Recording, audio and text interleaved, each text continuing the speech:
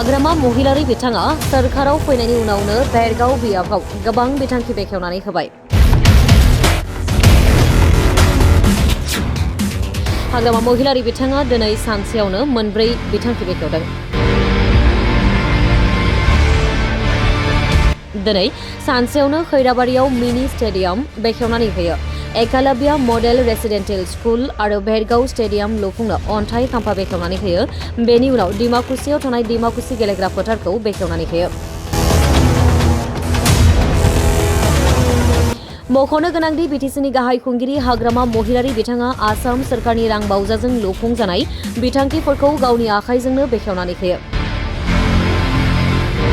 दिनैनि बे अन्थाइ खाम्फा बेखेवनाय हाबाफारियाव बाहागो लायो आसाम आयेन आफादनि बुंथिगिरि बिश्वजित दैमारी, आसामनि केबिनेट मन्थ्रि जयन्त मल्ल बरुवा, एमएलए दुर्गा दास बर', बिटिसिनि मावफुं सोद्रोमा लोमस्राव दैमारी बिथांजों लोगोसेनो बेरगाव ब्लकनि पिसिएलसिसिनि मासिगिरि बिक्रम दैमारी बिथांजों लोगोसे गोबां दैदेनगिरि आरो रायजो राजानि नुजाथिनायाव जानानै थाङो।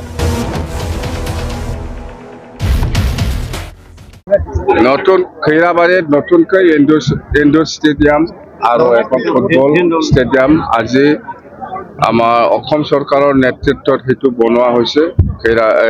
খালেগাঁও সমষ্টি হিচাপে প্ৰত্যেকটা সমষ্টিত অসম চৰকাৰে এনেকুৱা স্কিম প্ৰজেক্ট কৰিছে।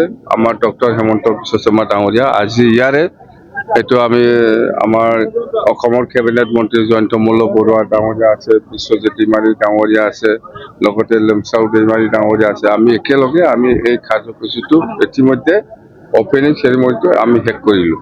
এতিয়া হ'ল সেইটো মেইনটেনেন্সটো আমি লোমচাও ডাঙৰীয়াৰ লগত আলোচনা কৰিম। আমি যিটো যত্ন কৰিব লাগে আমি কৰিম।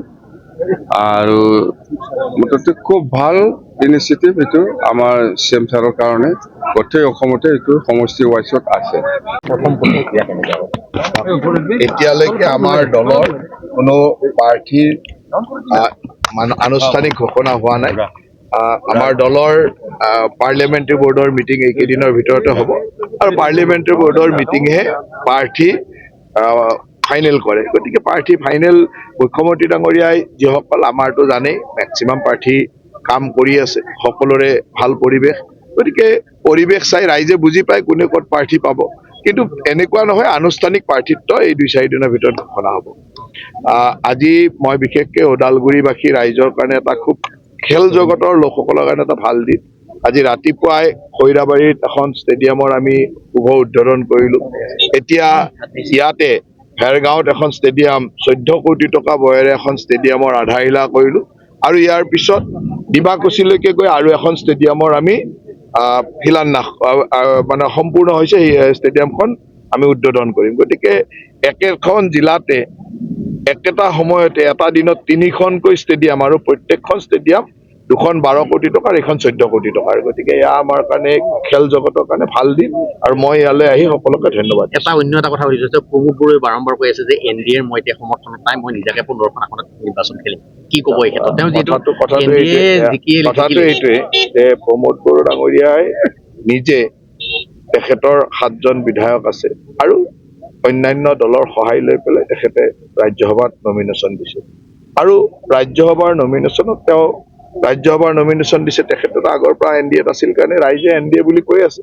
কিন্তু কথাটো হৈছে তেখেতে বিজেপি দলৰ কোনো বিধায়কৰ চহী লোৱা নাই, সেইটো তেওঁ কৈ আছে। গতিকে আপোনালোকে জানে আৰু আমাৰ এটা ভাল মিত্ৰতা সকলোৰে লগতে থাকে। আমি বিচাৰো যে সকলোৱে মিলিজুলি ঠিকে থাকক, কিন্তু অহা নিৰ্বাচনত বিপিএফ আৰু বিজেপিয়ে 15খন আসনত খেলিব এনডিএ হিচাপে, সেইটো স্পষ্ট।